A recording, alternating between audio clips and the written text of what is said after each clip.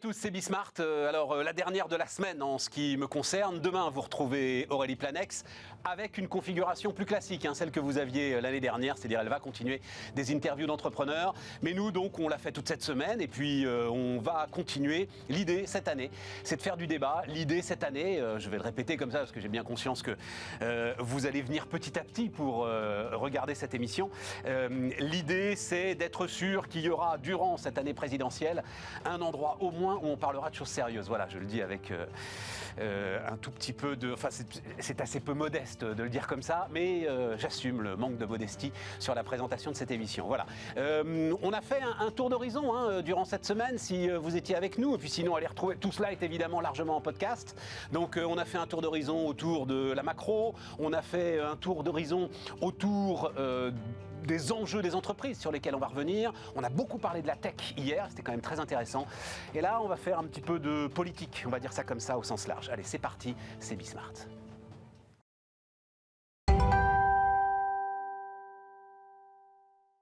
Donc, on démarre avec François Mickey-Marty. Bonjour François. Allez, j'ai gardé président du groupe Temps Nouveau, mais président de Via Voice. Via Voice, c'est très bien. Le sondage Via Voice et GCF Temps pour Nouveau, la prospective. Aussi, quand même. Tout ça est très bien. Erwan Lenohan, bonjour Erwan. Lenohan, associé Altermind. Et Paul Bougnou, bonjour Paul. Bonjour Stéphane. Ravi de faire, alors je tutoie les gens à l'antenne si ça vous dérange pas. Avec grand Paul. plaisir. Bon voilà, ravi de faire ta connaissance. L'Argilière Finance.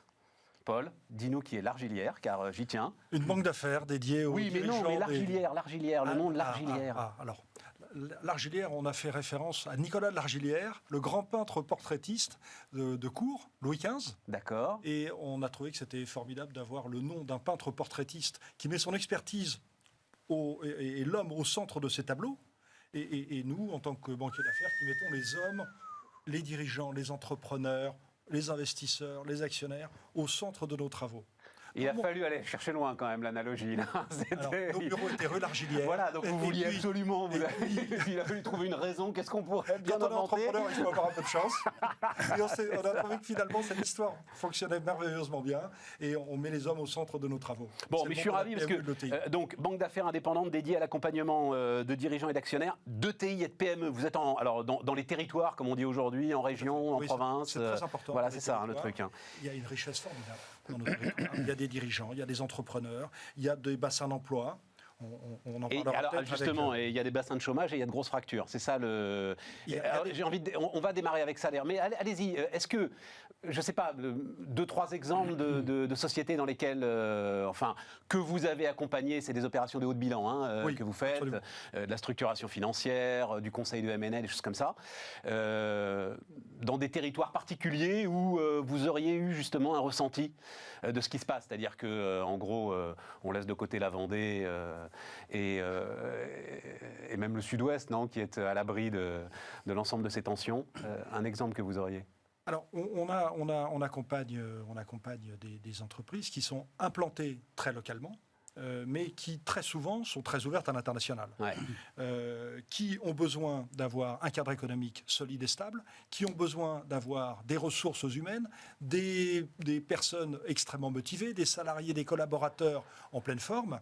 Et nos régions sont remplies d'entreprises, d'entrepreneurs formidables. On a cédé, par exemple, on est en train de céder à un fonds d'investissement une entreprise dans l'Ouest, dans la région nantaise. Tout va bien dans la région nantaise.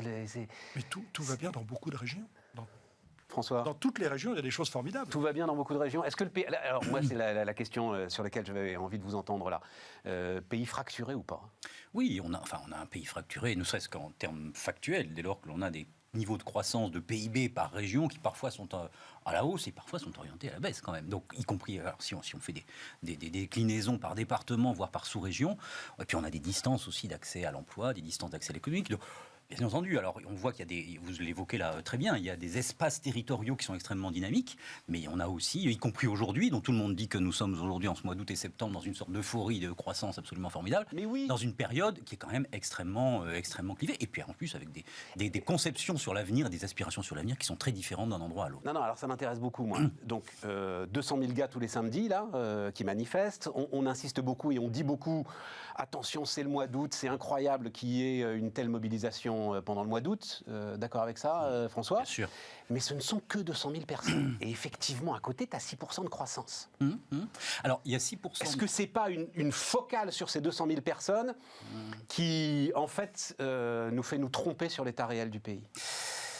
Je crois qu'il y a un risque d'illusion. Alors heureusement que tu as annoncé que cette émission serait très sérieuse, parce que voilà que nous abordons des sujets très sérieux, mais je pense qu'il y a un risque d'illusion sur les deux registres. C'est-à-dire sur le premier registre qui est le 6% de croissance, on a eu quand même 8% de récession l'année dernière, donc le 6% de croissance.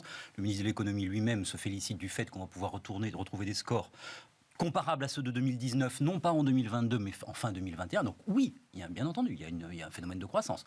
Enfin, on est quand même en partie sur du rattrapage de ce qu'on a connu. Tu as eu 450 milliards pour tes... Et voilà. Et par ailleurs... Non, mais tout ça s'inscrit dans la même veine. Il ne faut pas nous raconter que... Tout ça s'inscrit dans la même veine, bien sûr. Il y a eu 450 milliards pour arroser tout le monde. Bien sûr, exactement. Donc, il y a... Bien sûr, les choses vont bien, mais il y a aussi, je crois, un phénomène qui peut être un phénomène de trompe-l'œil au fond, dans cette période. Ça, c'est la première chose. Et la deuxième chose, en effet, c'est qu'on est... Alors, on peut en effet imaginer que tout va bien et qu'on est dans une croissance folle pour l'ensemble du pays, mais il y a aussi des zones qui sont difficiles, il y a aussi des gens qui sont en interrogation par rapport aux choix qui sont faits en matière technologique, en matière économique, on va peut-être en parler. Il y a une part de défiance, il y a des défiances sur la science, il y a des défiances sur l'innovation. Donc, on ne peut pas, d'une certaine manière, considérer qu'on est aujourd'hui dans un pays qui soit fédéré vers un horizon commun qui serait un horizon de croissance autour de l'activité d'innovation des entreprises. La plaie des Gilets jaunes, c'est pas refermé. Bien entendu. La plaie des Gilets jaunes ne serait pas fermée. Ce qui se déroule fondamentalement, notamment, parce que ce serait bien présomptueux de décrire l'élément fondamental qui se déroule, c'est une concurrence des modes de vie. C'est-à-dire des gens qui disent, c'est en partie vrai sur les Gilets jaunes, mon mode de vie est celui-ci, je suis attaché à ma voiture individuelle. Fonctionne-t-elle avec du carburant et un moteur à explosion avec de l'énergie non renouvelable?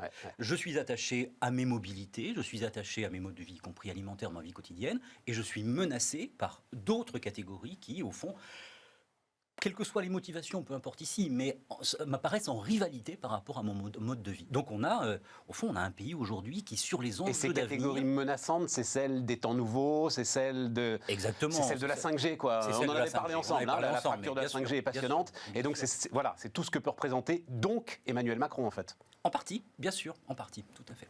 Erwan? Et pour rejoindre ce qui vient d'être dit, je pense que c'est même...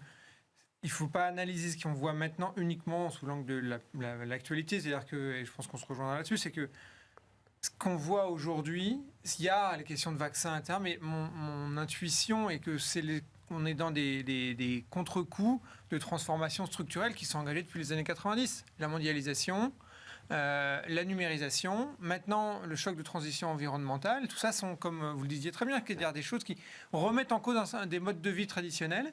Et on a eu d'une fracturation progressive de la société. De mémoire, les bouquins sur le déclassement qui sont sortis, c'était à la fin des années 2000, début des années 2010, où on a commencé à parler du déclassement des classes moyennes. Je n'ai pas l'impression que leur sort se soit amélioré depuis. On a progressivement, comme ça, creusé des fractures.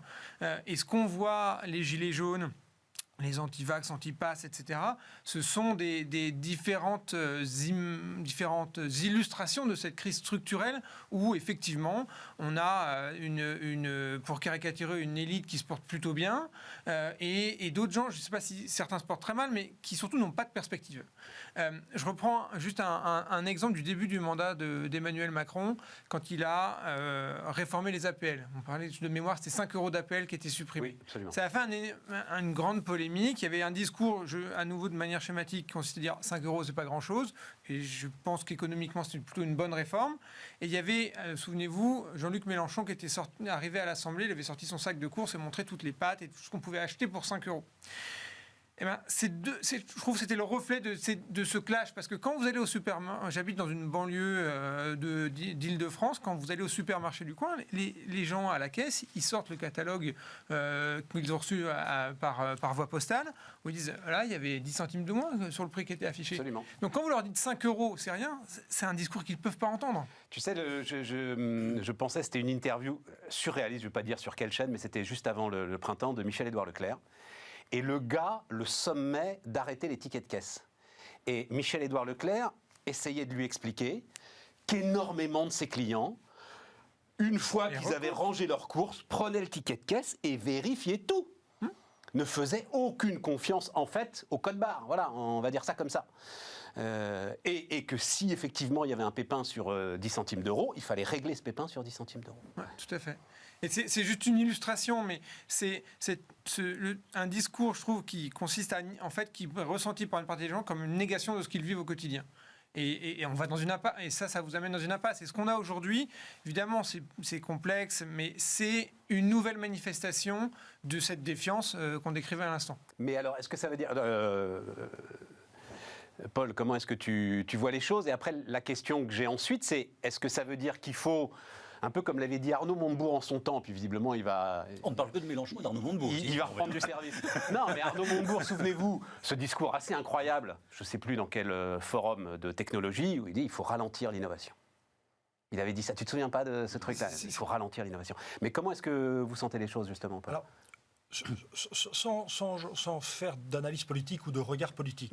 Nous, notre métier, c'est vraiment de... On est des citoyens, tous. Donc tu as le droit à l'analyse politique et au regard politique. Mon sujet, c'est de travailler sur les perspectives de mes clients, des dirigeants de TI et de PME. Et qu'est-ce qu'on voit? On voit que s'il n'y avait pas eu tout cet argent de déversé, s'il n'y avait pas eu le quoi qu'il en coûte, là, pour le coup, on serait dans une situation beaucoup plus fracturée. C'est clair. Et ça, je trouve que c'est déjà un gain formidable. C'est qu'on soit dans une situation où, bien sûr, il y a une fracture, on la voit, on la vit, on la ressent dans les entreprises, les difficultés d'embauche, les revendications salariales, les demandes.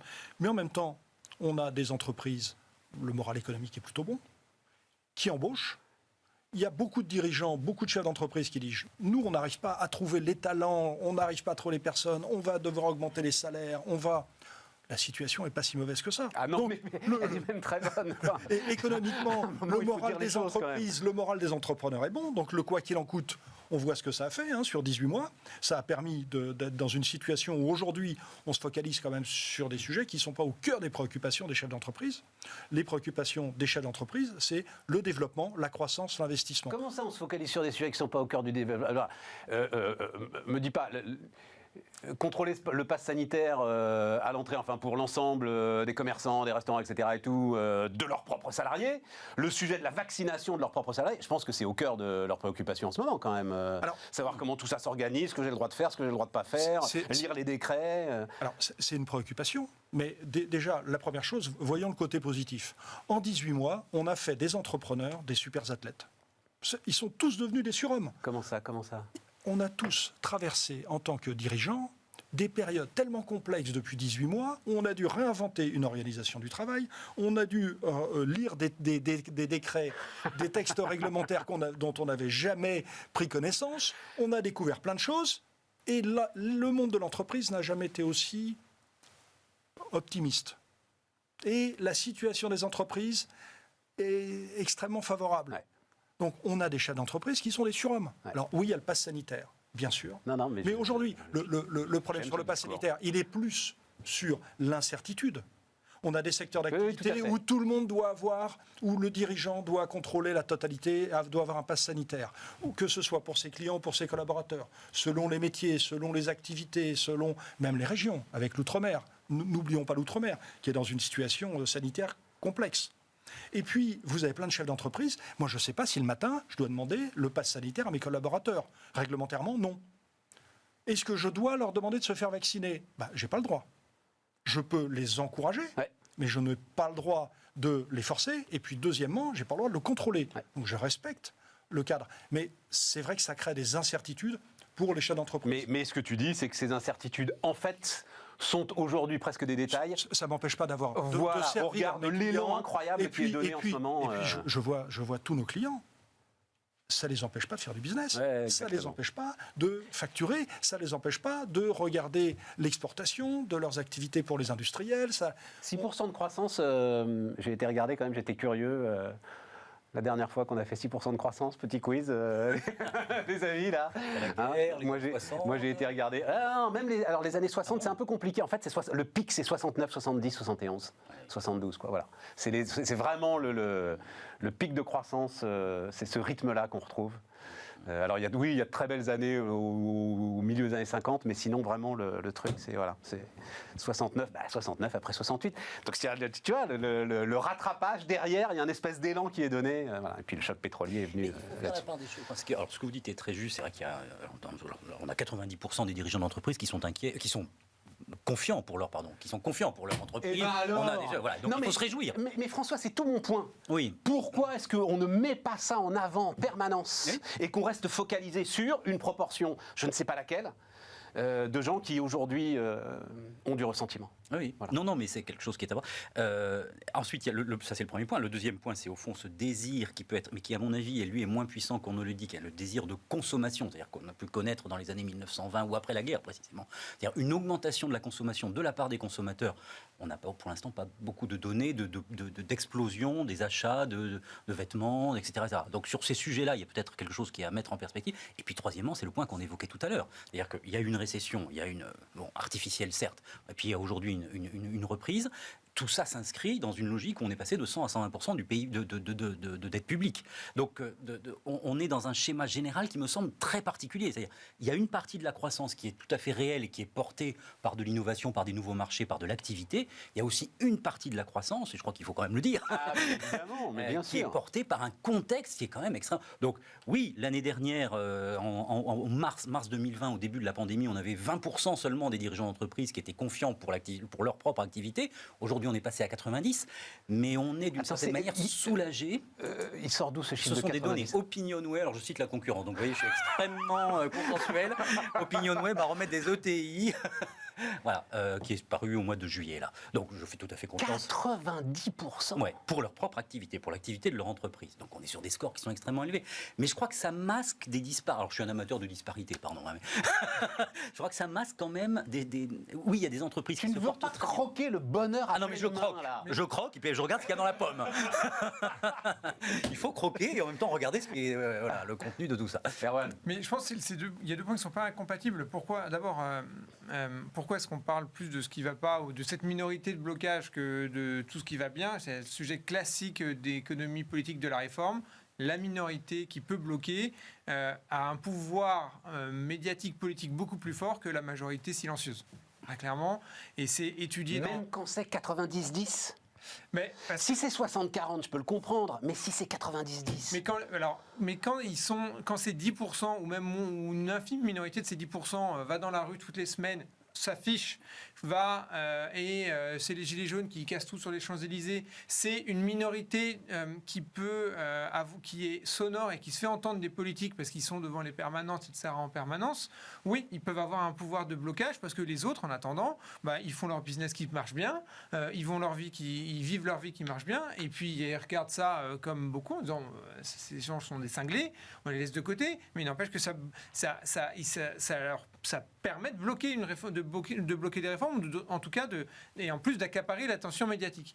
Ensuite, pourquoi est-ce que, de mon point de vue, c'est pas incompatible qu'il y ait des entreprises qui se portent bien et aussi des chiffres qui sont plus inquiétants. Dans les sondages, le Front National s'est pas effondré après 2017, en dépit des piètres performances de Marine Le Pen à l'élection présidentielle.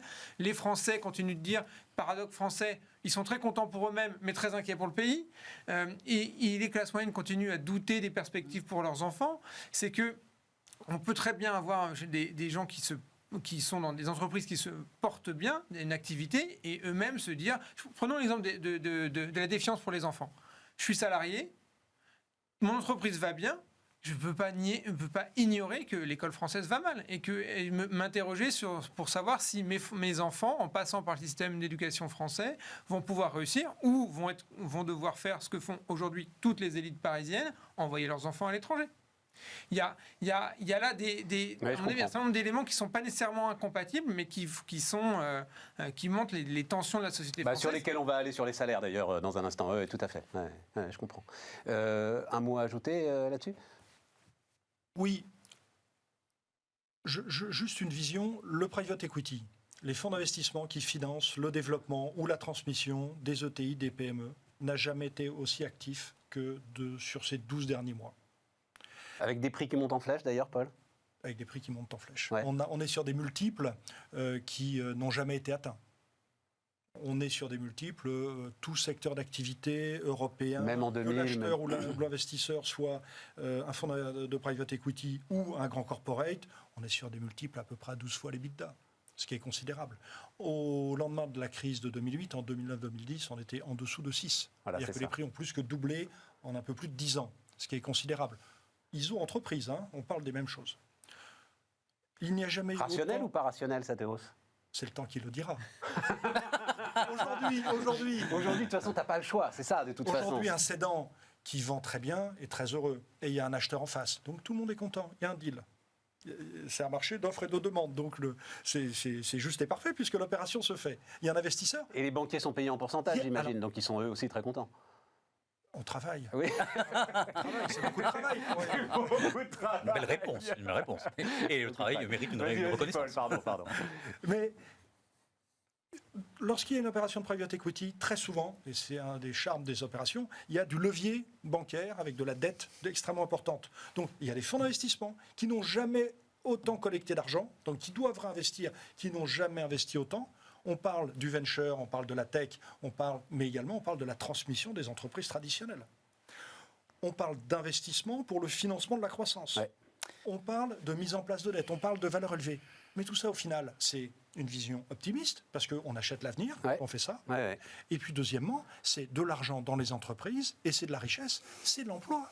L'emploi dans les régions, c'est de l'investissement, parce que quand un fonds d'investissement achète ou finance le transfert, l'achat, le développement d'une entreprise, c'est nécessairement pour qu'il y ait des nouveaux bureaux, des nouveaux outils de production, des nouveaux marchés qui soient conquis. On y a une espère. effervescence formidable. C'est tout le sujet, justement. Ce sera tout le sujet. Je peux vous assurer tout le sujet. Je peux vous assurer que tous les dirigeants, quand ils reçoivent leur chèque, la première question qu'ils se posent, c'est comment je vais l'investir. Oui, Il y a une vraie volonté. mais justement, Paul, ça, j'ai pas la mémoire courte. C'est l'emploi des régions. 2018, 2017-2018, on est sur une belle séquence macroéconomique et on est avec des chefs d'entreprise. Et alors, c'était particulièrement visible avec les très grandes entreprises qui ne savent pas où investir, qui ne savent pas sur quoi investir, qui ont beaucoup de problèmes en fait à être sûrs que ce sur quoi ils vont investir va dégager la rentabilité suffisante pour justifier l'investissement. Donc voilà, il y a ce sujet-là qu'il va falloir traiter à un moment. C'est-à-dire quand la marée va commencer à se retirer, le fameux truc, il va y avoir un moment de resserrement monétaire forcément, tout ça va commencer à se calmer un petit peu. Et il va falloir justifier de la rentabilité des investissements, quoi. Alors aujourd'hui, faire des prévisions à 4 ans, 5 ans, très compliqué. Impossible, ouais, voilà, c'est ça. Impossible. En revanche, 12 mois, 18 mois, 24 mois, un plan d'investissement, un plan de recrutement, c'est le quotidien des dirigeants. Et tous les dirigeants ont des plans de développement dans les cartons.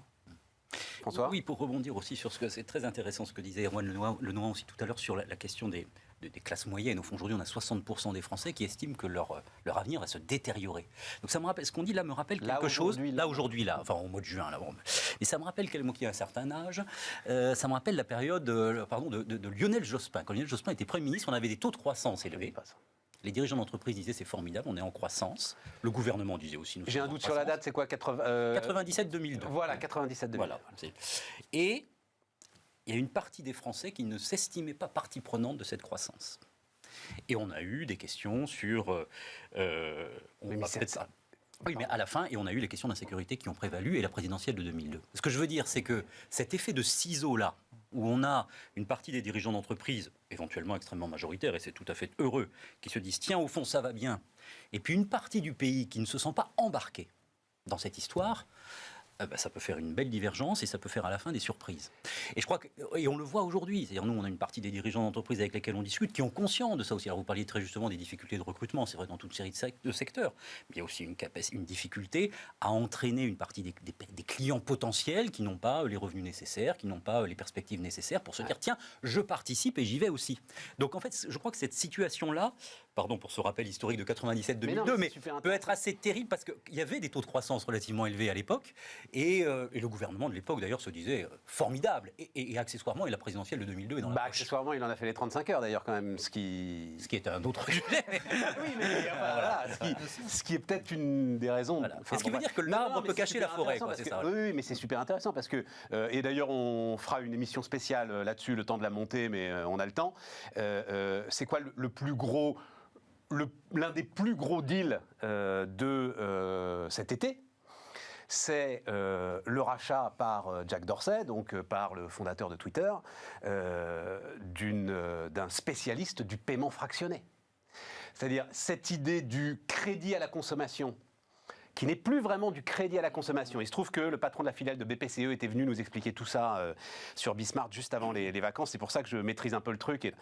En fait, là, aujourd'hui, les banques vont être en capacité de te donner à toi, consommateur, la possibilité de choisir, en fait, le paiement fractionné. Donc, en fait, c'est la banque qui va acheter à ta place le bien que tu veux acheter, bien de consommation quel qu'il soit, et ensuite, tu rembourseras en 3 fois sans frais, comme on disait à la grande époque, tu rembourseras ta banque. Voilà. Et ça va... Enfin, c'est parfaitement en résonance avec ce que tu dis. Tout à coup, peut-être que davantage de citoyens vont avoir accès à ce qu'ils désirent, en termes de biens de consommation, en tout cas. Dans ce genre de contexte, il y a des gens qui se disent « et moi dans tout ça ?» D'ailleurs, au fond, là, moi, d'ailleurs, je suis surpris. Là, aujourd'hui, on est en cette fin de mois d'août, on est dans un discours global qui est extrêmement positif. Alors, c'est très bien, hein, les chiffres que vous dites le montrent, etc., tout va bien. Mais dès lors que vous vous sentez un peu en marge par rapport à ça, vous dites, et moi dans tout ça? Donc, qui sont ces gens qui nous racontent que tout va bien alors que moi, je n'ai pas cette chance-là? Voilà. Alors, il faut néanmoins se réjouir. Quelle proportion ça représente?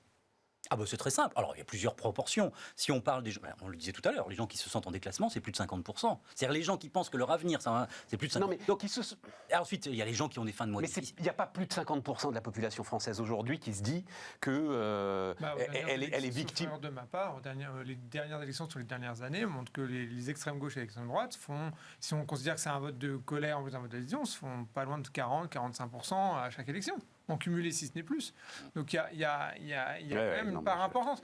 Mais au fond, c'est moi ce que je trouve fascinant dans l'économie de marché, c'est que elle peut fonctionner qu'avec la démocratie, parce que on a là aujourd'hui un exemple typique de destruction créatrice. Il y a des gens qui créent, qui portent une énergie formidable, et des gens qui subissent de fait les destructions et qui le vivent très mal à juste titre.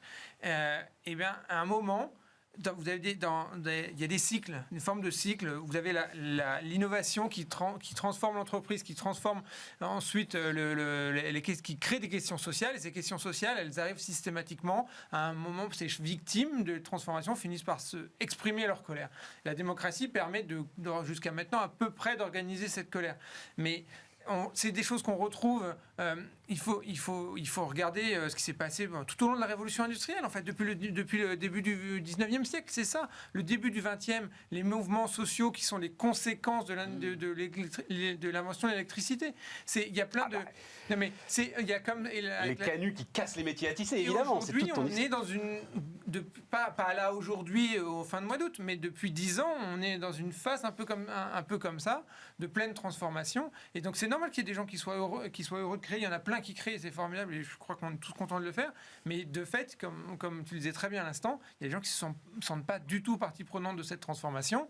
Quand vous allez dans certaines villes, dans certaines banlieues, dans certaines villes de province isolées, où le principal lieu de vie sociale le samedi après-midi, c'est la galerie marchande et le supermarché, et que effectivement tout le monde compte au centime près, vous sentez qu'il y a des décalages profonds. Et il y a un moment, il faut réconcilier ça. Et pour le moment, on ne voit quand même pas la voie de la réconciliation. On marque une pause et on se retrouve dans un instant sur Bismart.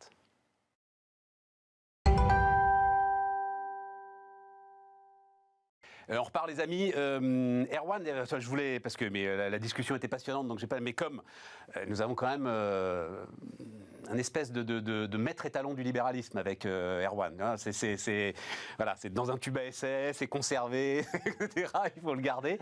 Et j'ai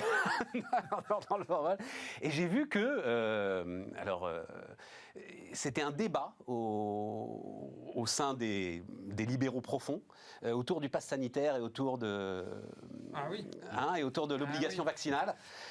J'ai lu des choses passionnantes sur les libertés publiques, le respect des libertés publiques, etc. Comment est-ce que toi tu considères ça? Sur le débat, il y a deux choses. Il y a des questions qui peuvent légitimement se poser sur le pass sanitaire. Parce qu'effectivement, c'est une mesure de contrôle de la société, et moi je trouve assez sain qu'on puisse en débattre. Et d'ailleurs, que le Parlement aurait dû en débattre peut-être en question de liberté publique. Bon. Et ça, il y a ce premier point. Il y a un deuxième point qui est les débats des libéraux entre eux sur les réseaux sociaux, qui sont généralement... Enfin, vous avez 2 libéraux autour d'une table, il y a au moins 3 points de vue absolument incompatibles les uns avec les autres. Il faudrait en inviter d'autres que moi qui connaissent mieux que ça, mais les convoquer sur les questions de politique monétaire, ils en viennent presque aux mains. Mais il y a une forme de... Il y a en fait un conflit entre la recherche d'un libéralisme pur qui est, moi, je trouve intellectuellement extraordinairement séduisant. Mais ça va même plus loin, c'est les Nozick, c'est tous les, ça va beaucoup plus loin que Hayek, Friedman et autres. C'est vraiment les libertariens. C'est intellectuellement passionnant parce que ça oblige à interroger notre relation à l'autorité, notre relation à la liberté. Tout à fait. Mais ce que je reproche à cette réflexion, c'est que c'est absolument pas applicable en pratique, parce que parce qu'il y a une forme de contradiction en fait dans leur réflexion. C'est que leur réflexion part du principe que les individus sont dans des relations contractuelles entre eux et que tout devrait être fait de relations contractuelles. Ouais. Enfin, la société, c'est pas ça en fait. La société, il y a une forme de contrat collectif. On peut le déplorer, on peut vouloir le rendre un peu plus libéral, mais de fait, les sociétés démocratiques, elles n'existent que par cette forme de contrat collectif. Et mon analyse est qu'à partir du moment où on entre dans un contrat collectif, il y a un certain nombre de contraintes qui vont avec, qui d'ailleurs, c'est un de mes sujets, c'est plus plus on investit l'État de responsabilité, plus il est légitime qu'il nous contrôle. Et à partir du moment où on est dans ce contrat collectif, il y a des obligations. Et la liberté, ça ne peut pas être, de mon point de vue, ça ne peut pas être je fais ce que je veux comme je veux. Parce que ça s'appelle l'irresponsabilité.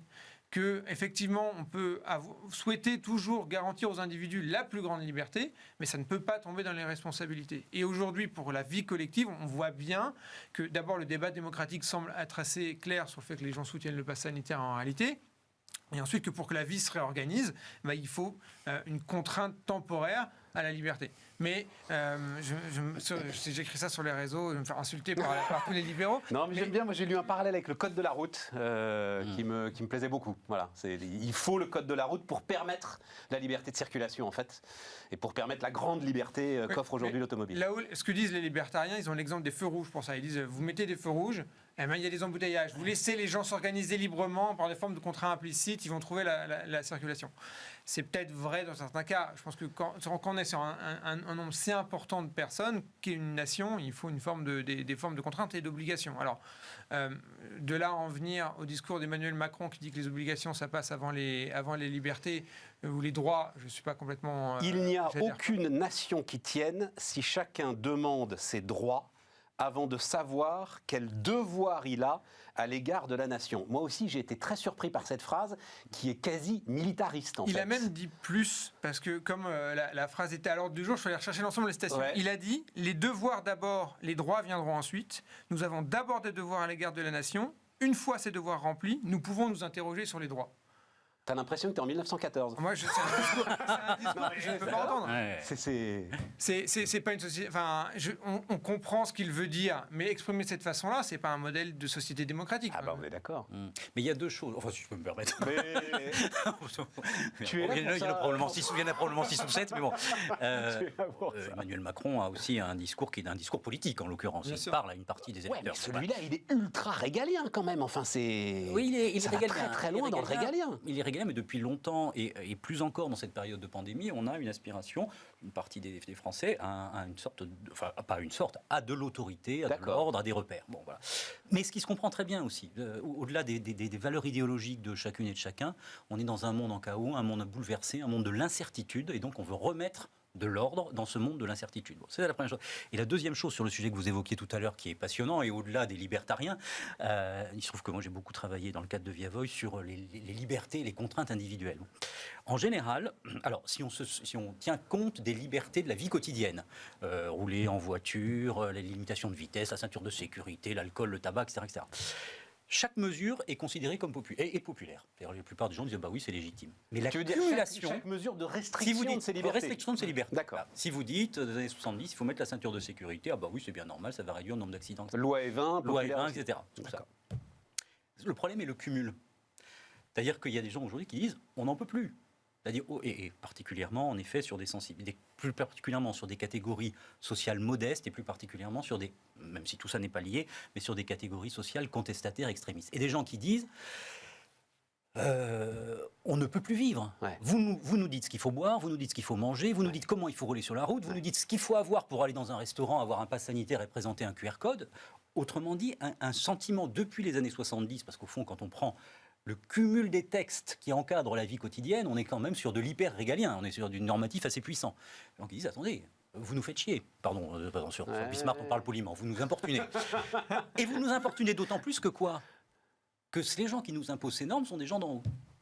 Donc moi, j'ai ma vie, j'ai envie de conduire ma bagnole comme je veux, et vous avez des gens d'en haut qui sont prétendus connaisseurs de la vie, qui veulent m'imposer comment il faut vivre. Attendez, ça va. Et donc, non, stop. Et je pense que dans le passé, alors au-delà des libertariens qui ont une vision très structurée, idéologique, intellectuelle, très formatée, très structurée, très construite, il y a aussi des gens qui, au fond, ont un sentiment d'excès du normatif dans leur vie quotidienne. Voilà. Alors, je ne dis pas que c'est bien, que c'est pas bien. Moi, je ne suis pas là pour prendre position, j'ai aucun courage. Mais il y a une réalité là qui est quand même, qui est quand même à prendre en compte. Et ça génère... Alors, ce qui est très intéressant, c'est que ça crée un cercle... un cercle vicieux ou vertueux, je ne sais pas, de contestation du pouvoir. D'ailleurs, au fond, tous ces gens qui nous imposent des normes, les Gilets jaunes, c'est ça en partie, tous ces gens qui nous imposent des normes, qui prétendent connaître ma vie à ma place, et qui prétendent régenter ma vie alors que je n'ai pas envie de leur mode de vie, je les critique, je les dénonce, je les conteste. Et qui, pour aller exactement dans ce sens, et qui, dans le même temps, envoie un certain nombre de signaux faibles que eux-mêmes, à certains égards, s'affranchissent des normes. Ça, c'est pire que tout, ça. Et ça, je donne un micro-exemple, une micro-anecdote. J'ai une chronique dans l'opinion, et donc j'ai fait une sur les gyrophares autour de l'Assemblée nationale au moment des questions au gouvernement. Allez vous mettre à côté de l'Assemblée nationale, vous avez plein de gyrophares. Tous les gouvernements, ils le font tous, qui arrivent avec les gyrophares. Une seule raison, c'est qu'ils sortent du déjeuner, il faut arriver à l'heure aux questions au gouvernement. Quelle est la raison pour laquelle ils ont besoin d'utiliser le gyrophare ? Ils ne peuvent pas faire comme n'importe quel Français, partir à l'heure, arriver à l'heure, se taper les embouteillages, et Dieu sait qu'il y en a dans Paris, mais plutôt que d'avoir recours à ces passe-droits. Et en fait, parce que c'est un passe-droit, vous avez plein de petits exemples, de micro-exemples comme ça, dans la vie quotidienne, à la vie des politiques qui, même sans s'en rendre compte, renvoient des signaux faibles qu'ils s'affranchissent d'un certain nombre de règles. Sur les gyrophares, elle s'est réglementée par un texte de Bérégovoy qui, à l'époque, commençait déjà, quand il était Premier ministre, en disant « ça insupporte les Français, arrêtez avec les gyrophares ». Alors, expérience vécue, je ne sais pas si vous vous souvenez, François Hollande, élu, s'arrête au feu rouge. Vous vous souvenez de cette histoire ? Il dit « je vais m'arrêter au feu rouge ». Il y a eu une séquence comme ça. Et il se trouve que je roule en scooter. Et c'est sa première interview qu'il va faire à France Télévisions. Et aussi, il va aux 20h, voilà, c'est le président normal, il va aux 20h. Et donc, on passe, pardon à ceux qui ne connaissent pas Paris, mais enfin bon. Et donc, on passe sous le pont du Garigliano pour remonter et arriver au siège de France Télévisions. Et il se trouve que je suis au feu rouge et qu'arrive le véhicule présidentiel qui s'arrête au feu rouge. Mais, les amis, il y avait une telle tension, c'est-à-dire les portes étaient ouvertes. Vous aviez des gars donc avec les masques, parce que c'était quand même la protection présidentielle. J'ai été grand reporter, je peux vous dire que j'ai eu peur. C'est-à-dire, vous vous rendiez compte qu'il arrivait n'importe quoi sur mon scooter, j'en sais rien, c'est pas possible. C'est-à-dire, il faut pas aller, tu vois, c'est juste une petite histoire à raconter comme ça, il faut pas aller trop loin non plus dans l'idée que le responsable politique est un personnage normal. Et en l'occurrence d'ailleurs, ils sont arrêtés assez vite de s'arrêter au feu rouge. Je crois que c'était plus dangereux qu'autre chose, quoi. Mais le président de la République, ministre de la Défense, un certain nombre de fonctions régaliennes, ok, mais un certain nombre de députés, ouais, d'accord. Paul, je voulais vous soumettre un petit graphe, alors que je dois à Twitter d'ailleurs. Vous allez voir ça autour des salaires. C'est donc un citoyen d'ailleurs, un usager de Twitter, qui a fait ce petit calcul. Alors, juste je précise une chose sur ce petit calcul que vous voyez là, c'est qu'il part d'une hypothèse qui est, c'est vrai, je l'ai lu dans les commentaires, une hypothèse un petit peu absurde. C'est-à-dire, penser que quelqu'un qui est au SMIC va être augmenté de 300 €, c'est quand même une augmentation considérable. Bon, et c'est vrai que si l'augmentation est moins importante, son calcul est moins spectaculaire, mais enfin quand même. Une augmentation de 300 €, je résume, coûte 1 500 € au chef d'entreprise, à l'arrivée, une fois qu'on a tout additionné. Et je me disais que, alors, je l'ai dit, ok, peut-être qu'il pousse le bouchon un tout petit peu loin, mais en même temps qu'on concentre là tout ce qu'on vient de se dire, en fait, en termes de fracture, c'est-à-dire la question de la hausse des salaires et cette masse de niches qui fait qu'à un moment, le chef d'entreprise est totalement prisonnier et ne peut pas lui-même verser les salaires qu'il aimerait verser. Est-ce que c'est quelque chose que vous ressentez, sur lequel vous avez vous-même des témoignages ou des... Ce sont des sujets dont on parle au quotidien avec les dirigeants parce que la richesse d'une entreprise sont ses hommes. Sont les collaborateurs, sont les projets qui regroupent ces hommes, qui les font travailler ensemble, ces hommes et ces femmes. Et il n'y a pas un dirigeant qui m'a dit un jour « j'aimerais réduire les salaires ». Tous les dirigeants ont envie d'augmenter les salaires, de donner des primes. Mais à un moment, il faut que ce soit supportable. Un dirigeant, par définition, il est dans un cadre concurrentiel, sauf quelques très rares exceptions, dans un cadre concurrentiel où qu'est-ce qui va se passer ? Il a peut-être un petit camarade au coin de la rue qui est son concurrent direct, mais il a aussi un concurrent peut-être en Roumanie, peut-être au Vietnam, peut-être au Chili. Et tout le jeu des salaires, toute l'importance de cette notion de salaire, c'est de trouver le meilleur équilibre entre la motivation, garder les meilleurs éléments, les meilleurs collaborateurs, puis d'autre part, rester concurrentiel, in fine, sur un marché de plus en plus mondialisé. Et c'est ça tout l'enjeu. Si on reprend le graphique que vous nous présentez, que vous avez vu sur Twitter, que tu as vu sur Twitter. Qui tourne très bien, je crois que beaucoup de gens l'ont vu. Il est passionnant, j'ai regardé. Il est absolument passionnant. Et je l'ai regardé avec attention. Il y a un effet de levier qui est effrayant. Incroyable. Puisque finalement, qu'est-ce qu'on dit ? On dit, tu vas avoir une petite goutte, mais moi, ça va me coûter la bouteille. Ouais. C'est embêtant, parce que le dirigeant, il a envie de motiver ses troupes. Donc, il a envie que le collaborateur, la collaboratrice, elle ait accès à la bouteille. Mais au final, ça coûte très cher. Ça a une incidence sur le développement, la croissance, le financement et de quoi on parle finalement ? De l'emploi de demain. Et du chômage de demain. Oui, mais tu comprends bien que le gars qui est aujourd'hui, on en parlait hier, Jean-Philippe Cartier, propriétaire d'hôtel, qui dit 1200 euros ou 1300 euros par mois pour soulever les matelas, pour nettoyer les chambres, le faire en 20 minutes, etc. C'est pas possible. Moi, j'augmente les salaires, mais il le peut, il est dans le luxe. Voilà, il a le modèle économique qui lui permet de le faire. Mais après, c'est effectivement tous ces gens face à des chefs d'entreprise qui sont désarmés parce que, juste on le dit, mais vous l'avez tous compris, c'est-à-dire que les niches sont telles que dès que vous sortez en fait en gros d'1,5 SMIC, alors vous reprenez quasiment l'intégralité des cotisations sociales qui pèsent sur le travail. Et donc, ce que vous allez donner aux salariés va être totalement mangé par ces cotisations sociales.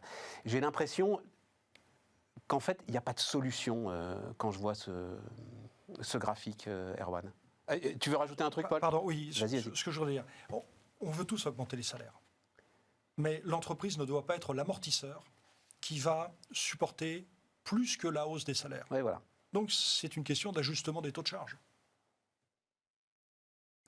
Et ça, c'est dit très simplement. Non, mais parce que cette phrase très simple, une question d'ajustement des taux de charge, est le mal endémique de la France depuis des dizaines d'années, l'après-guerre. Et qui pèse lourdement sur notre compétitivité dans un très grand nombre de secteurs. Prenez le secteur agroalimentaire et la distribution, qui est confronté à une demande je pense qu'on parlait tout à l'heure de Leclerc, qui est confronté à une demande de prix toujours plus bas, et qui, dans le même temps, est confronté à la demande contradictoire de produire français.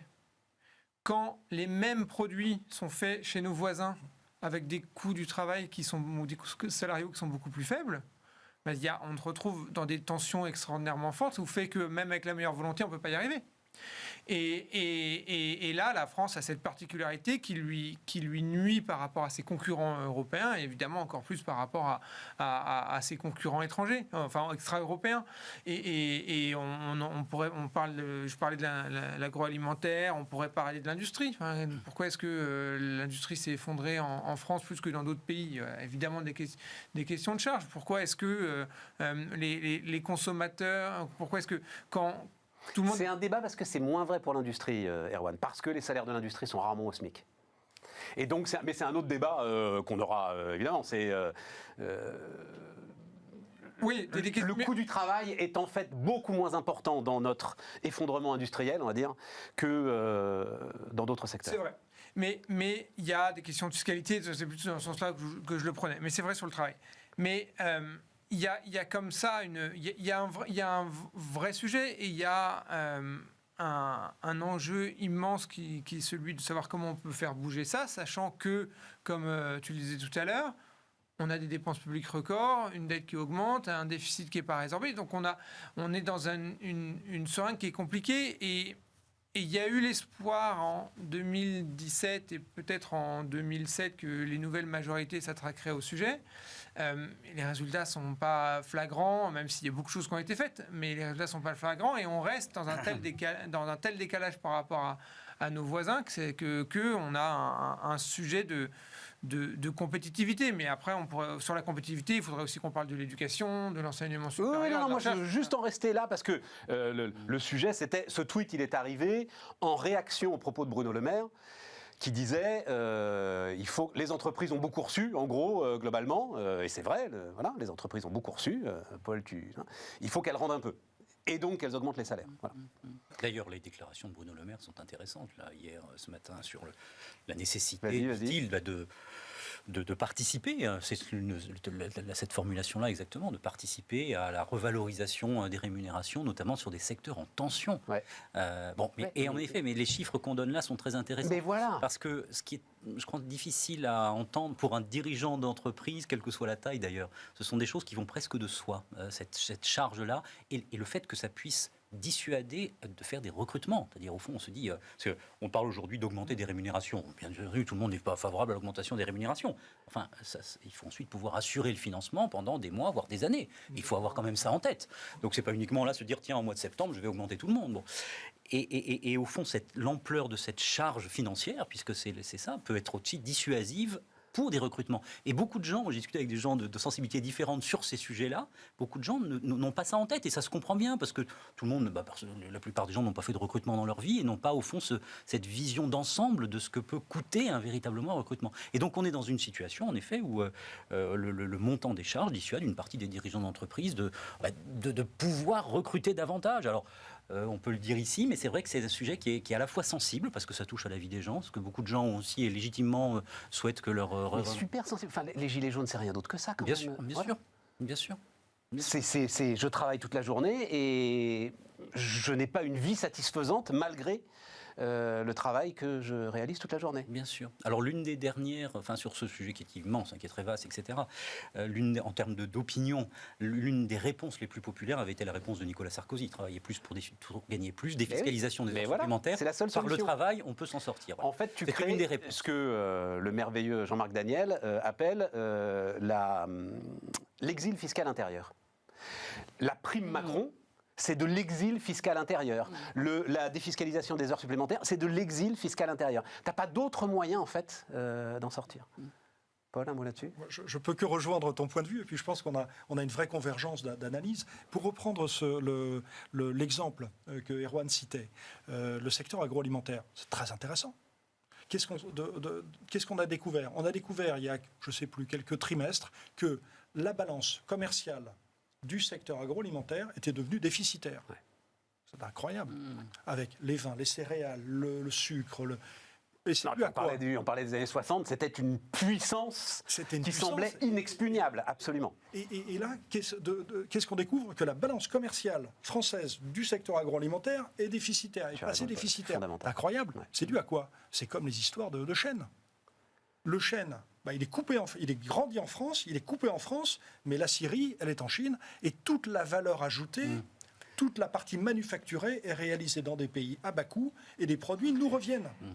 C'est terrible. Et maintenant, ça arrive sur les céréales. On en parle ces jours-ci. Je vais m'inscrire en faux. Non, mais on aura ce débat à la limite, mais il se trouve qu'il y a un secteur sur lequel j'avais travaillé, parce que j'avais trouvé ça ahurissant. C'était autour de la puissance des Pays-Bas. La puissance des Pays-Bas est absolument passionnante, et la façon dont les Pays-Bas contrôlent aujourd'hui une grande partie du marché du porc. Quand tu regardes ce qui s'est passé, comment les abattoirs allemands, comment les éleveurs allemands se sont restructurés, comment les Néerlandais ont investi massivement dans la transformation de l'ensemble de ces produits, et comment les Français, minés par des guerres de coopératives, minés par la frilosité de l'ensemble de ceux qui étaient à la tête de ces entreprises, n'ont rien fait. Donc la responsabilité, en tout cas sur ce point-là, la responsabilité des chefs d'entreprise est très importante, Paul. Voilà. Je ne sais pas ce qu'il en est pour le blé. Je me dis que c'est peut-être un petit peu la même chose. Et que la puissance de la FNSEA, à un moment, a aveuglé tout le monde et qu'on n'a pas fait les investissements qu'on aurait dû faire au moment où il fallait les faire. C'est très intéressant, Stéphane, et je te remercie d'illustrer ce point de vue. Mais on ne m'empêchera pas de penser que le poids des salaires et des charges sociales mais est sur le secteur présent agricole, dans ce sujet, et que quand on fait partir des produits qu'on sait très bien produire et qu'on les fait revenir transformés en France, c'est quand même un peu casse-pied. Ouais, mais c'est aux Pays-Bas qu'ils sont transformés, tu vois. C'est pas dans des pays à bas coût. C'est là que c'est intéressant. Peut-être. C'est là que c'est intéressant. Et de toute façon, je suis ravi qu'on ait la discussion. De toute façon, le fait que notre balance, tu as parfaitement raison, le fait que la balance agroalimentaire de la France soit devenue déficitaire est un truc. Il y a des éléments très. Après, le sujet est très large, donc il ne faut pas être trop long, mais il y a des éléments très structurants dans tout ça. Alors, si vous prenez les données de l'INSEE, pour moi qui le dis, c'est l'INSEE. Sur 1000 personnes, vous avez 350 personnes qui sont salariées du privé, donc qui a priori génèrent de la valeur financière, 200 qui sont salariés du public, donc qui génèrent parfois de la valeur financière, mais beaucoup n'en génèrent pas. Et puis les 450 personnes qui restent, ce sont des retraités, des étudiants, des personnes au foyer, etc. Donc vous avez un tiers de la population âgée de 18 ans et plus qui génère de la valeur financière, et donc qui doit financer tout le reste. Bon, voilà. Donc l'argent, il vient d'où? C'est pas très compliqué. Soit il vient des entreprises, soit il vient du ménage. On a fait un sondage magnifique là au mois de juillet. Nous aussi, Via Voice est capable de faire des sondages magnifiques pour une grande école de commerce qui s'appelle HEC et pour quelques autres médias. Que disent les dirigeants d'entreprise et les ménages? Les dirigeants d'entreprise disent qu'il faut réduire drastiquement les charges sur les entreprises. Les ménages disent qu'il faut réduire drastiquement les impôts et la fiscalité sur les ménages. Très bien. Donc personne ne veut qu'on augmente la fiscalité ou les prélèvements sur soi-même. C'est tout à fait normal. D'où l'explosion de la dette publique. Vous avez un système où vous avez un tiers des gens qui financent, en gros, pour faire les grandes masses, un tiers des gens qui financent tous les autres. Ouais. Les entreprises, et légitimement, veulent une baisse de charges pour elles. Les ménages, légitimement, veulent des baisses d'impôts et de fiscalité pour eux-mêmes. Qu'est-ce qui se passe? Il n'y a que la dette publique. Donc on a une dette publique qui s'envole. Puis ensuite, vous avez des candidats présidentiels qui disent qu'il faut réduire la dette publique. Mais comment on fait? Et ça, c'est je rappelle le rapport Pébro 2005. Le titre, c'était la facilité de la dépense publique, comme ça. Il le disait à mot couvert, mais c'était Tu te souviens du chiffre? Non, je ne me souviens plus. 1000 milliards. Ouais, voilà. C'était 1000 milliards, il fait son rapport et il dit, c'était un des chocs de ce rapport, puisqu'il dit en fait, si on prend le hors-bilan, on ne va pas rentrer là-dedans, on a un banquier, mais si on prend le hors-bilan, on est sans doute plus près de 2000 que de 1000, mais il fait ce rapport quand on est à 1000 milliards de dette publique. J'ai oublié le chiffre, 2800 aujourd'hui. Je n'ai plus le chiffre en tête, mais enfin bref, on ne doit pas être loin de 2800. Mais tous les sujets sont liés, pardon. Pour revenir sur le sujet d'origine, qui sont les fractures, etc. Vous avez des gens qui disent « ma situation se détériore, c'est insoutenable, etc. » Et dans le même temps, on dit au fond, on vit au-dessus de nos moyens. La réalité au niveau national, c'est ça. Oui. Donc comment vous collez les deux? Vous dites on vit au-dessus de nos moyens et vous avez une majorité de gens qui disent ah bah oui mais attends moi j'ai pas ce à quoi j'ai droit. Légitimement d'ailleurs. Légitimement, mais c'est tout ça est légitime. Voilà, il s'agit de blâmer personne. Tu as parfaitement. On vit au-dessus de nos moyens. Ce que dit et vous avez des gens qui disent ah bah oui mais moi je vais vivre moins bien de moi, j'ai besoin d'augmentation de rémunération, etc. Comment on fait? Ben, on fait de la dette publique. Et il y a fort à parier, s'il fallait mettre un jeton, je ne sais pas s'il y a des paris, là, on peut faire des paris sur Bismarck, que l'augmentation de la dette publique se poursuive encore longtemps, jusqu'à ce qu'à un moment, il y ait une alarme qui résonne quelque part, parce que c'est ça qui va se passer un jour, non, Erwan? Là, l'argent est gratuit, hein, donc on ne peut pas non plus reprocher... Probablement que ça ne sera pas gratuit, non, mais jusqu'à ce que... il y en a pour un moment, quand même. Je ne sais pas jusqu'où ça ira, mais ce n'est pas pour rien que la France promeut la mutualisation des dettes au niveau européen. Hein. Monsieur le banquier, il y en a pour un moment, quand même, des taux d'intérêt au tapis. Si les conditions actuelles se poursuivent, il y a un consensus autour de taux d'intérêt bas. Mais qu'est-ce qui va arriver demain? On ne sait pas. Ceci dit, il y a un sujet pour la présidentielle. Aujourd'hui, il faut en profiter. Juste, alors, non, mais présidentielle, parce qu'en fait, c'est un chapitre que je voulais ouvrir, et puis on continuera quand on se reverra. Mais est-ce qu'il a raison de se mettre en première ligne, Emmanuel Macron, dans les conditions qu'on vient de décrire là? Il nous reste 4-5 minutes, puisque visiblement, c'est ça qui est en train de se passer dans ces dernières semaines d'août et premières semaines de septembre. Se mettre en première ligne. Il va repartir faire un tour de France, voilà. Oui, donc ça y est, quoi. Non, il a raison. Chacun est dans sa logique à lui. Donc, dans sa logique à lui, il s'occupe du contrôle technique des deux roues, quand même. Le président de la République s'est occupé du contrôle technique des deux roues. Oui, alors, mais ça, c'est un autre. Enfin, si je non, mais c'est très légitime. Non, mais au contraire. Mais c'est un immense autre débat. Moi, je crois qu'il y a un vrai problème qui est qu'on est dans du temps court. On a des candidats qui ne font plus des campagnes électorales pendant des années, pour devenir président de la République. Bon. Donc vous avez des gens qui sont très bien par ailleurs, c'est pas la question, mais qui cherchent à recréer du lien avec le pays, avec des territoires, avec les scooters, je ne sais pas, les deux roues, etc. Bon, voilà. Si vous lisez les passionnantes correspondantes de François Mitterrand avec Madame Pinjot, François Mitterrand pendant des années sillonnait la Nièvre pour aller voir les gens tous les années 60. Il a une vie quand même un peu compliquée dans cette période-là. Alors il écrivait à Anne le soir parce qu'il s'ennuyait un peu, mais enfin il passait sa vie à aller voir les gens chez eux pour dire comment ça va, qu'est-ce que t'en penses, etc. Il leur tapait sur l'épaule. Il y avait une sorte de symbiose. De Gaulle c'est pareil, Chirac l'a fait en grande partie. Tout ça est fini en grande partie. Aujourd'hui, on a des candidats qui sont beaucoup plus dans le court terme. Donc, ils cherchent à recréer du lien. Et là aussi, ça se comprend. Personne n'est blabla non plus de tout ça. Mais ce lien qui était... Je me souviens, alors, pardon, je ne suis pas obsédé par Lionel Jospin. Je ne sais pas pourquoi, avec vous, le Lionel Jospin me vient à l'esprit. Moi, j'avais vu un électeur... C'est ta jeunesse, quelque part. Non, mais n'y voyez rien, n'y voyez pas de second degré. La nostalgie. Je me souviens d'un électeur qui m'avait dit, Lionel Jospin, on ne voit pas la France derrière. Oh, c'est magnifique. Voilà. Et je pense qu'aujourd'hui, pour nos candidats de manière générale à la présidentielle, on ne voit pas bien la France derrière. Voilà. Et donc, il s'agit de faire de la France derrière. Voilà. Erwan, c'est magnifique cette phrase. C'est très beau. C'est pas de moi. Non, c'est magnifique. Non, mais puis c'est très vrai. C'est l'un des sujets qu'ont tous les candidats et qu'a aussi particulièrement le président de la République, parce que c'est lui qui est. 1 minute 30, Erwan, il nous reste 1 minute 30. Incarner le collectif. Et aujourd'hui, il n'y a pas de politique qui parvienne. Et en plus, dans le cas du président, il n'a pas réussi à créer un parti très présent dans l'ensemble du territoire, donc il n'a pas d'autre choix que d'y aller lui-même. Non, mais on voit même qu'il y a un certain ressentiment, je me mets à parler comme vous, là, avec des... Non, il y a un très fort ressentiment contre sa propre personne. Oui, mais ça, voilà, moi, cet été, j'ai lu les Mémoires d'Outre-Tombe, et Chateaubriand explique à des passages magnifiques, alors sur plein de sujets, mais notamment où il explique. Non, mais c'est très intéressant parce qu'il explique comment arrive la Révolution. Il dit le roi s'est mis en direct avec le peuple, et c'est vrai, le monarque s'est mis en direct avec le peuple. Il a squeezé le Parlement, il a squeezé le gouvernement, et ben ça peut pas bien finir. Parce que quand le peuple est content, il va directement sur le roi. Et le problème du gouvernement actuel est probablement qu'il n'y a pas d'institution ni de personnalité politique entre le chef de l'État et les gens qui ne sont pas contents. Mémoire d'outre-tombe. Voilà, comme quoi. De temps en temps, il faut quand même pas oublier de lire ceux qui sont morts. On est un peu pris, quand on aime la lecture, etc., on est un peu pris dans l'actualité, la rentrée littéraire. Puis de temps en temps, quand même, un bon vieil auteur mort, c'est pas mal. Paul, le mot de la fin ? Que dire lorsque Erwan cite le chef-d'œuvre, mon livre de chevet, l'étudiant, le chef-d'œuvre de la littérature française. Ah, c'est vrai, tu considères que c'est le... Je ferai peut-être le lien avec le fil de l'épée de De Gaulle, puisqu'on parlait de position régalienne et de propos dans un cadre très régalien. On était dans la guerre il y a 18 mois. Pendant 18 mois, on a eu un pilote dans l'avion pour l'économie. Et aujourd'hui, on rentre dans une phase d'élection. On ne sait pas ce qui va se passer. Ouais. Zone grise, dit le patron de Force ouvrière. Les amis, merci beaucoup. Demain donc, Aurélie Planex et nous, on se retrouve lundi.